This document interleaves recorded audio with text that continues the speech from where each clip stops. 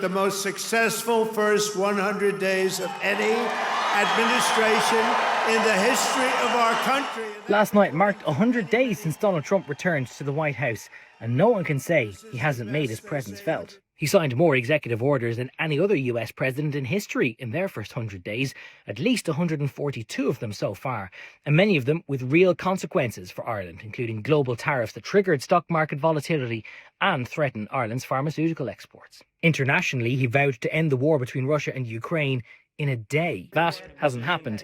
Instead, an Oval Office clash with President Zelensky ended abruptly, with Trump saying that Zelensky should come back when he's ready for peace. With us, you start having... A short-lived ceasefire between Israel and Hamas also failed, and criticism mounted when the president shared a bizarre AI video envisioning a Trump-led Gaza revamp, slammed as callous and colonial. Closer to home, Taoiseach Micheál Martin became the first EU leader to visit the president since that Zelensky clash.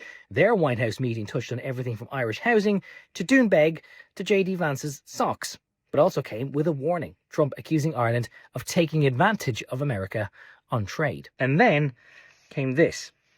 On St. Patrick's Day, just days after the Taoiseach's visit, MMA fighter Conor McGregor, who's been ordered to pay damages in a civil rape case that he's appealing, welcomed into the Oval Office. We couldn't think of a better guest to have with us on St. Patrick's Day. That move sparked outrage, with political leaders holding firm that Conor McGregor does not represent Ireland. Humiliation of the Irish state by the Trump administration with this entire act. That he does not speak for the Irish people.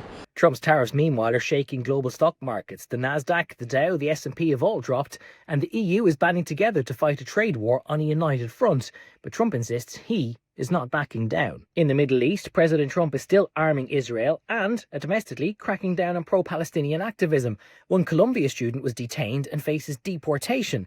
The Taoiseach Simon Harris hasn't updated Ireland's travel advice, but student leaders here are urging caution for those on a J1 visa. Consider the local situation, the local laws, to consider if what's acceptable in Ireland is acceptable in the country that you're visiting. From Gaza to tariffs, Ukraine to Doonbeg, President Trump's first 100 days have been anything but quiet, and Ireland, like the rest of the world, is watching closely.